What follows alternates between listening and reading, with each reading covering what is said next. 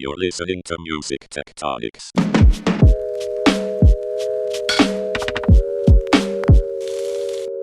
Welcome back to Music Tectonics, where we go beneath the surface of music and tech, where our favorite type of live streaming concert is the one that takes place as a hologram in the palm of your hand, where we put on personal jetpacks before we stage dive in a Minecraft festival, and where whenever we put on a conference, fires break out worldwide. Now available in a proprietary new recipe, the Live from a Pandemic flavor. That's right, the Music Tectonics Conference is going online October 27th and 28th, 2020. And here at the podcast, we dive into the seismic shifts taking place across music. And as we approach the October online conference, we want to give you a sense of what's in store. And today we're going to take a deep dive into a music tech perspective on what's happening in live music.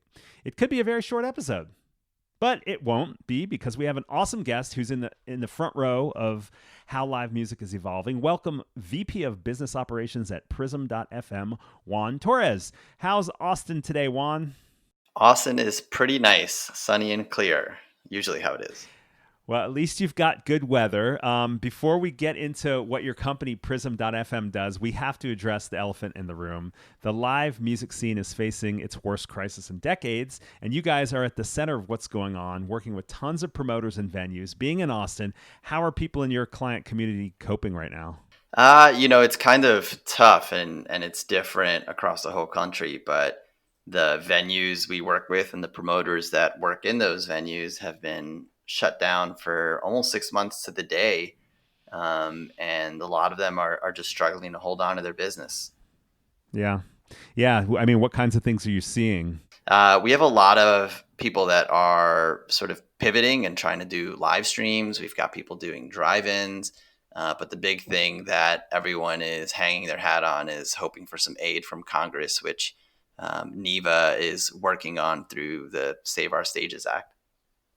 Right, NIVA is the it's the National Independent Venue Association. If people want to check that out on online and see what's going on there, I know they're lobbying for aid and raising awareness about how tough it's been. What are you seeing in Austin in terms of what's going on with venues there? Yeah, the Austin music scene has been hit pretty hard. Unfortunately, known as the live music capital of the world, we were headed into the busiest week of the year for these venues with South by Southwest, and the complete halt sort of wiped out the revenue for a lot of these businesses. And we've seen, I believe it's about 5 venues close already in Austin, which is, really hard, really difficult to watch.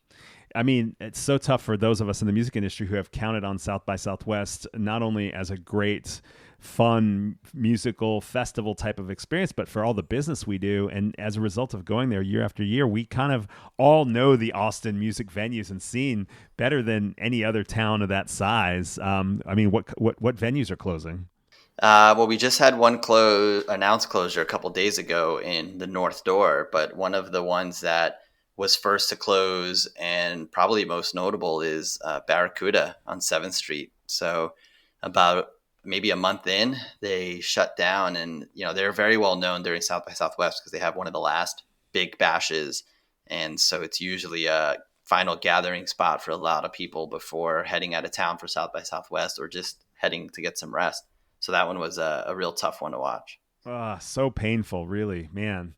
Well, I don't want to downplay all of that, but since Music Tectonics really is about innovation, and I know out of hardship comes a lot of innovation, you mentioned some of the stuff that you're starting to see in that. Tell us about some of the interesting models and story you see emerging in live music as people respond to the shutdowns of live music and the pandemic and so forth. Yeah, there was already some hope for live stream to kick off this year, and I think after the initial shock of South by Southwest and pandemics closing the venues, there was a real sort of race to get on a live streaming platform. We actually had a client create a live streaming platform as well. And that's been the biggest one that I've seen just take off. Some of the other things that people have done that have been very interesting to watch are drive-in shows. At first, it started out with small drive-in, radio FM shows, and now I have a there's a client that we work with who's become a really good friend that's doing drive-in movies, drive-in shows, drive-in rodeos, drive-in church, just about everything drive-in. Oh wow, that's interesting. So that's I guess that's working for them if they're pivoting and not only doing music but these other forms of entertainment and gatherings. Yeah, so it's Blue Pig Presents in Cheyenne, Wyoming, and the guy who runs it immediately went to become a truck driver while he figured out what he was going to do, and the drive-in shows were successful enough that he stopped being a truck driver, and he's got a drive-in show just about every day, whether it's a concert or a drive-in event. Was he already doing rodeos, or is that new? No, they actually came to him as part of a festival in Cheyenne since he was having such success with it. And he's, getting people from all over that are coming for these drive-in events. I mean, it's interesting to think about, Wyoming as a source of innovation. It's not the way that people have thought about any of the music scene before. And in the live music side, just being able to have space and be outdoors for something like a drive-in, which takes up a lot more space, is kind of an interesting pivot that could last beyond 2020, 2021, and so forth. So, it's like all these things are changing how we think about performance and gatherings and so forth. So that's a really intriguing model. I mean, to me it's as interesting as putting on a VR headset and doing a concert in in a video gaming world or something like that. So yeah. It's really interesting to hear about. Okay, so let's back it up now. What is Prism.fm? So Prism.fm is a software that helps venues, talent buyers, promoters manage their calendar for all of their events and their ticketed shows, but also build offers that they're sending to agents, manage those offers. And then once a show is live, it actually helps the whole team manage that live show, from how many tickets have sold to what our expenses are, and then settle the show. A little, lesser known fun fact about live shows is that they all have a financial settlement at the end of the night. And there are two. One happens with the artist, one happens with the business.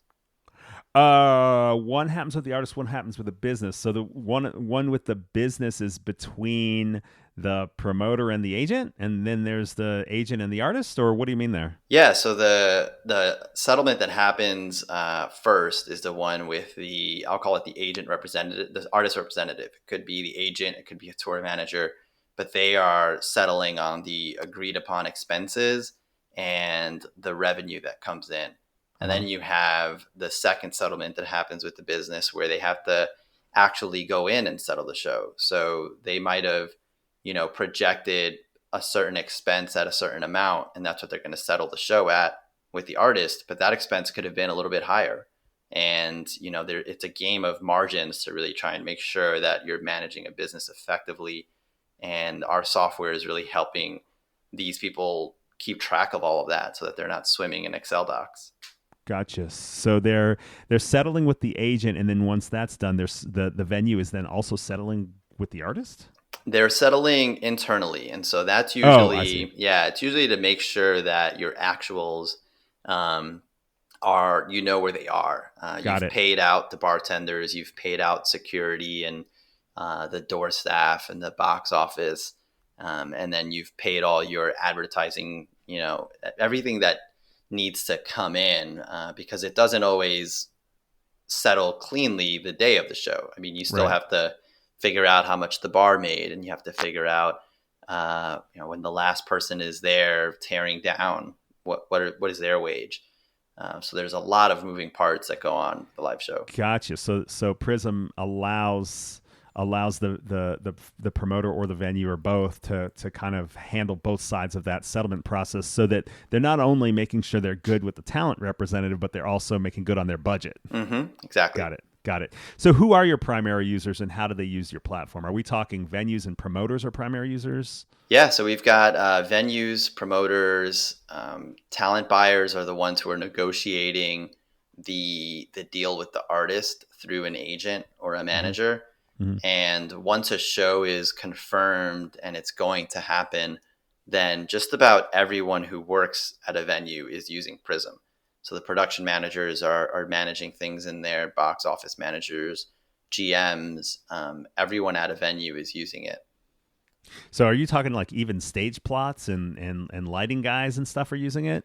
Yeah, because a lot of those things that they might create somewhere else, so they might create a stage plot somewhere, but they need to share that with a team. Mm-hmm. And a lot of things get lost in email, but our software actually has, you can sort of think of it as a unique folder for every event that's going on. And you might be juggling, 10 to 20 events in different phases on any given day. And so the way it works with Prism is if you're looking for the stage plot for that Drew Holcomb show, you just pull up the Drew Holcomb show inside of Prism, and it has a file folder there where everything associated to that show lives there. Right. So you kind of almost have a master record of all the assets and communications in one place. Correct. Yeah. Got it. So how were promoters and venues managing their shows before Prism came along? Yeah. So it's really interesting because music and tech, have always had this dance, and you're really on the forefront of that as far as, what you're doing with music tectonics and everything else you've done. But the back end of live music has stayed relatively primitive outside of ticketing software. Mm-hmm. So before Prism, it was Excel docs, Word docs, massive amount of emails going back and forth to try and keep everything inside of an email chain for referencing. And we have a lot of clients that were literally losing sleep because they would, worry about a show that was supposed to announce that never announced, or, an advance that was never sent out, or a contract that was never sent out. And so we took all of that work that was done on Excel, maybe Google Docs if you got that far, and started to put it all into Prism and have it all be automated and generated in one place. Gotcha. So how did Prism come into being? What's the origin story? So our co-founders, our CEO and co-founder, Matt Ford, was a promoter, and he has an entrepreneur background. And he was actually working in these Excel docs to build offers and settle some shows. And he just thought to himself, there's got to be a better way to do this. And there wasn't. There was no software that would help him manage his calendar and build offers to settle these shows. So he came up with the idea, started working on it, and then started working with a venue here in Austin where the owner was thinking of doing the same thing because he had 3 stages. He was putting shows on regularly. His staff was growing. The number of shows he was doing was growing, and things were falling through the cracks just because it's hard to stay on top of it. So the two of them started building Prism, and after about a couple of years of really working on it within these small venues in Austin, word just started to spread. Then we had the Hi-Fi and Indie was one of our early clients, and they started using it. And from there, word of mouth sort of outpaced our marketing efforts. Gotcha. And how's traction? It's been great. I think the biggest thing that people ask us is, does it really work? Because there have been other softwares that have just tried to tackle even the calendar part of booking a show, which has its own intricacies and complexities to it. But they've all failed, and a lot of it had to do because they were tied to a specific ticketing company. Mm-hmm. Prism is unique in that we're ticketing agnostic. We don't care what ticketing company you use. We actually try and integrate with ticketing companies. Mm-hmm. So that you don't have to pull a ticketing report and then enter information into Prism. All of your revenue flows in, and it's put up against your expenses, and it's all in one place. Got it. So tell me about some specific companies that use Prism. You mentioned a couple and how they're using it. Yeah. The two sides of the coin sort of what our clients look like. You have venues, which I'll use the Hi-Fi in Indianapolis as a great example of not just a venue client, but a venue client that has pivoted during the pandemic.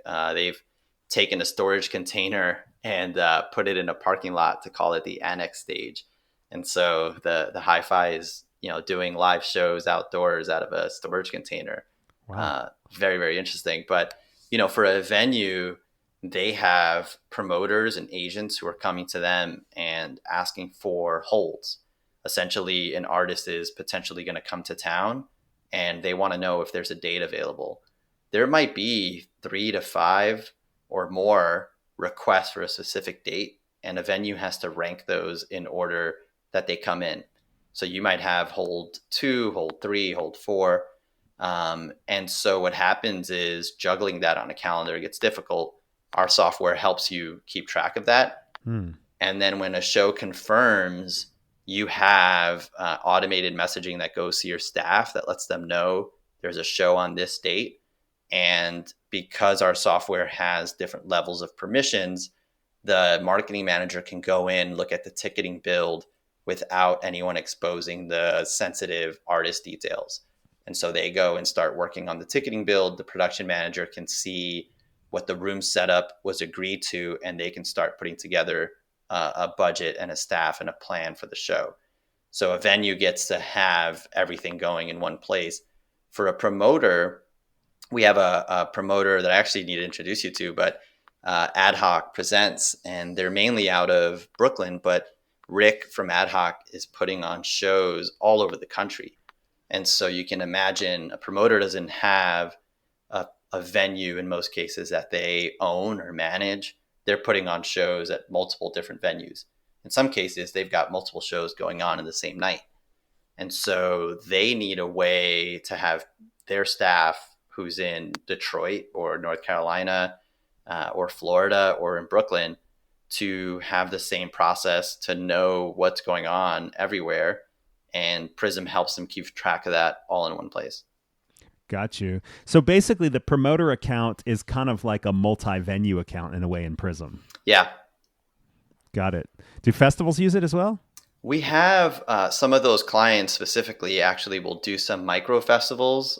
You can bend it to do festivals, but a complete festival platform would allow you to do staffing and keep track of vendors.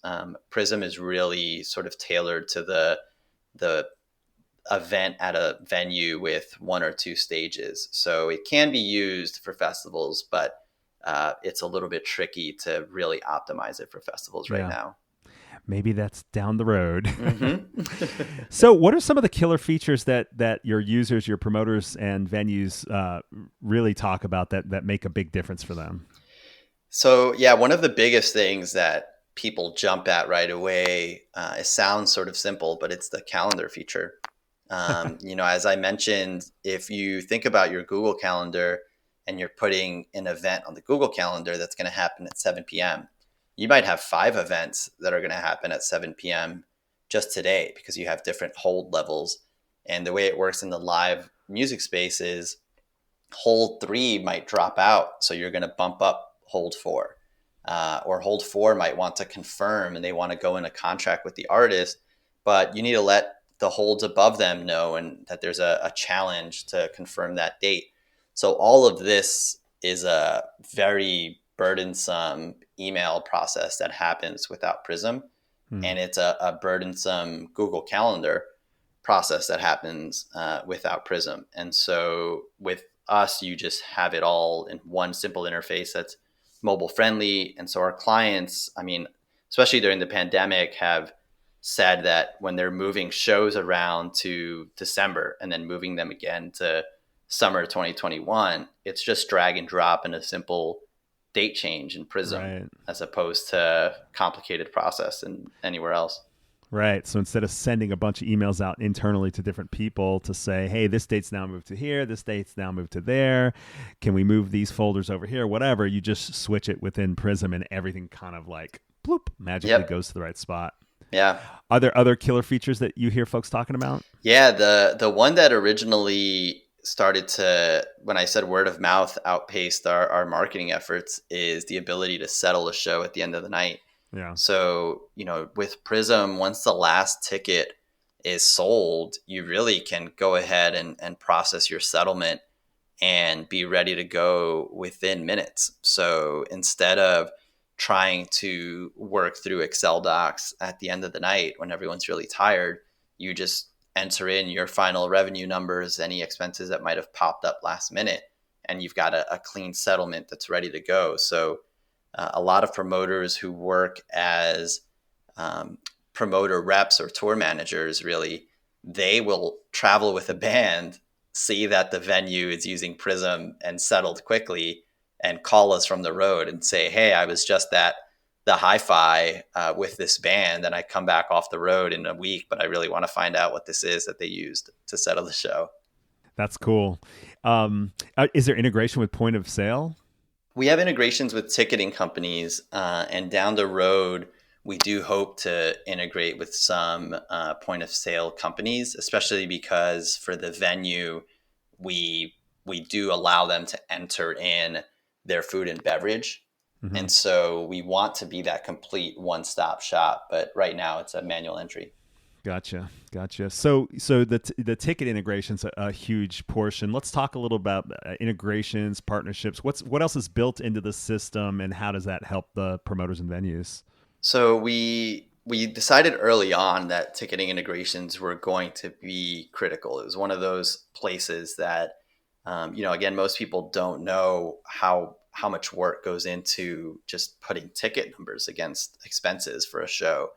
And so one of the early integrations that we kicked off was with Eventbrite.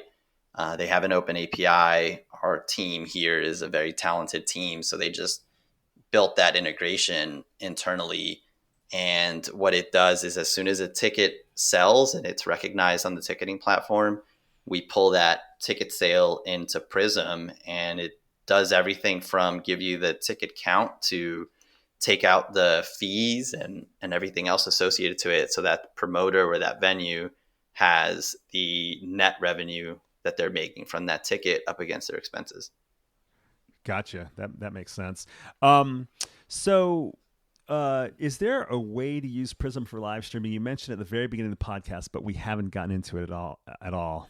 Yeah, I mean, the way a live stream event works isn't too dissimilar from a live event itself, as far as, contracting, getting ready to put it on sale, and then settling that event. There are 4 main deal types that happen between an artist and a venue or a promoter. And it's usually just a flat amount that they're going to get paid. They share the risk in a door deal. So, let's just say a 50-50 door deal. So every ticket sold is a 50-50 split. But then it gets a little bit more complicated with what's called a versus deal or a plus deal, where you've got to guarantee that the artist is going to make up against a percentage of the revenue if it gets past a certain amount. So that's where the complexities of Prism really help out. And so with live streams, those same deals are happening. An artist might be making a split of the ticket sales. So the promoter is going to keep track of what live streams are happening when, based off of their calendar. And then they're going to track all of the financials on ticket sales and settle that show at the end of the night with the artist. Gotcha. So there's kind of an analogous use of Prism for a live stream. What are you seeing? Are you seeing a lot of companies that are able to generate revenue in the live streaming world right now?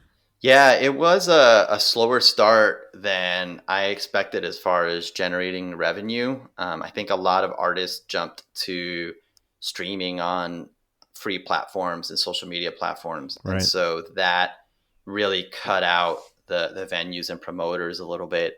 But now that everyone's thinking about how to sustain themselves on live stream, we are seeing some clients, actually make some money on live streams, and the artists as well. So Chris Cobb jumps to mind out of the Exit in Nashville, and they're doing a lot of live stream events. They're generating some revenue.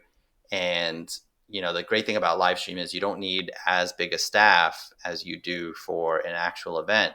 But if you're going to have them in the venue, then you do need, production managers, and you do need some stagehands to help with everything. So there's still some staff that are getting paid and making money. It's not near what a live event is, but it's going to help save some rooms from closing if they can stay busy. Yeah. Have you guys made any adaptations within Prism for live streaming, or is that coming down the pike, or it's not even necessary? One of the things that we've looked at doing is integrating with some live stream companies that have popped up that do their own ticketing. Yeah. Ticketing a live stream event has actually been one of the more complicated things through all of this, because now you've got machine rights and all these other live streaming rights that most people didn't pay attention to in the past that come into play. So once that's all navigated, people can ticket a live stream event.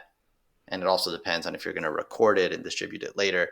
So Prism we're looking at integrations in early conversations with a couple of new companies that have popped up to do their own ticketing. Something I haven't asked you yet that seems relevant to live stream, but also the entire conversation is, what's the business model? Is this like you pay a license to use Prism? Is there a cut of ticket sales? How does that work?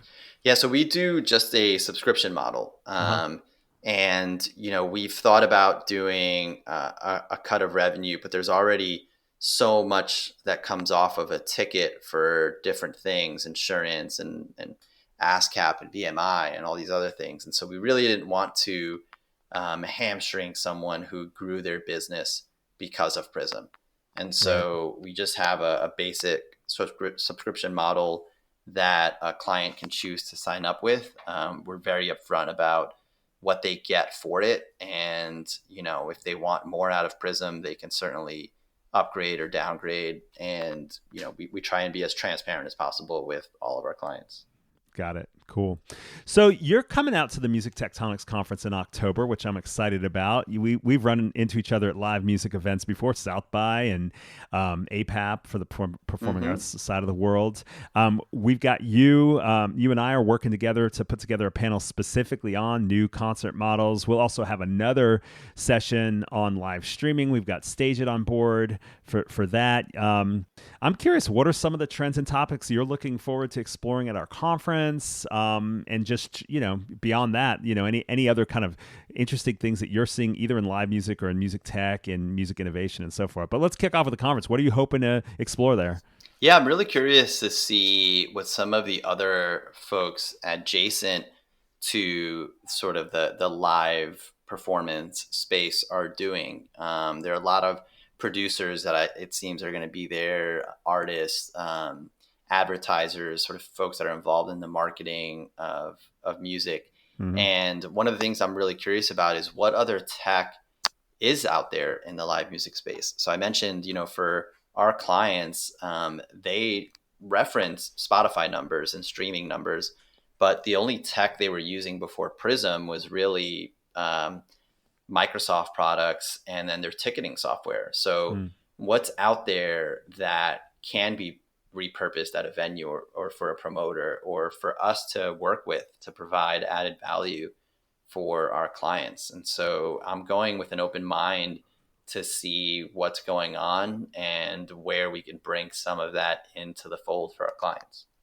Very cool. Yeah. So we definitely have some interesting analytics companies. Chartmetric is going to be on hand, which tracks a lot of both the streaming service data as well as social media platforms, and PEX, which is heavily involved on the video, social video analytics, the way that kind of music transfers across all the platforms on video and also across territories around the world, which is kind of interesting. And I forgot to mention, we'll also have something focused on video gaming. So we have Roblox will be there. We'll have a company called Genesis that's been on the podcast that helps build festivals in Minecraft. And that's in addition to the live streaming. We're kind of treating the video game ecosystem a little bit separately there. So that's cool. I like the way you're thinking about it, to see kind of what are the parallel universes and how tech's being used across the music space. Are there other topics or trends that you're keeping an eye out in music innovation across the board?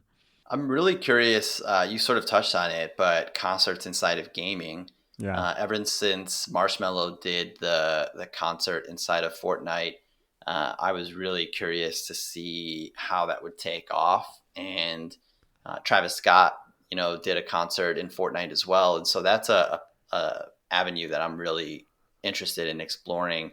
Some of the other things that I'm just curious about is, where is the VR space as it comes to live events? I've attended a couple of VR concerts in the past from my living room, but that's another space that I would expect to really take off right now. Yeah. In addition to concerts in VR, you also we've got this company called Tribe XR, which is for DJing within VR. And there's like a community of VR DJs who get to Nice. watch each other DJ. And then Beat Saber, of course, the game, the VR game that uses music and physical movement, which was bought by Facebook. They're going to be joining us at the conference too. So there's definitely some. It's funny. It's kind of like live streaming. VR, similarly, like there was this lots of excitement around the innovation. And then when it became so hard for people to kind of engage with it, it kind of seemed like it was petering out. But now with the social distancing and lockdowns and all that kind of stuff, it's got a whole new life that looks like it's building new habits for the future, regardless of what happens with with COVID-19. So that's definitely an interesting one as well. Well, this has been super fun, Juan. I love being able to talk about kind of the business side of live music, which you guys are so tapped into, but also since you have this network of venues and promoters, you kind of have this interesting perspective on what's been happening right now. So that's been super cool. And the fact that you kind of have a tech innovation mindset on how to fix things or make things better in the music industry. So it's been tons of fun. Do you have any final shout outs as we wrap up the episode? I think the big shout out I have really is for NIVA and the National Independent Venue Association. At saveourstages.com, they've been really working hard to save this industry, and beyond just lobbying efforts, now it's an organization that is working to provide resources, education resources, training resources for an industry that was very fragmented in the past. So I think that, the work they're doing is great. Their president, Dana, who is from First Ave in Minneapolis, very historic venue, is really doing a great job sort of getting them going in the right direction. Awesome. And if you go to saveourstages.com, they have a really easy way for you to tell legislators how to support through the bill they're trying to push through, the Restart Act, the Save Our Stages Act, to save independent music venues. So that's an awesome shout out. And you'll be at Music Tectonics. You guys will have an exhibit booth. We've got digital exhibit booths, which means people can connect directly with you. The Music Tectonics Conference will allow anyone to do one-to-one video interactions, as well as stopping by your booth, seeing what you have to offer, signing up for more info and stuff like that. So Juan, thanks so much for coming on the podcast. Thanks for supporting Music Tectonics and coming out and being a part of it. I'm super excited to see you there. Yeah, thanks. I'm excited to be there. And for anyone listening who's going to be at the conference, whether you're in live music specifically or not, stop by, say hello. I will be there live the entire time. Awesome. Great. And thank you so much for listening to the Music Tectonics podcast. Hit subscribe on your favorite podcasting listening platform. And please stop by musictectonics.com. Sign up for our newsletter. We're going to be doing some cool promotions as we get closer to the conference, so you don't want to miss out on those. We've got some great events coming up inside the Music Tectonics app. If you search Music Tectonics on the iOS, Apple App Store, or within Google Play, the Android platform, you can join the Music Tectonics community network, start connecting with people even before the conference takes place. Again, Music Tectonics is October 27th and 28th, 2020. We're going online. Check out musictectonics.com and keep listening for more episodes. You're listening to Music Tectonics.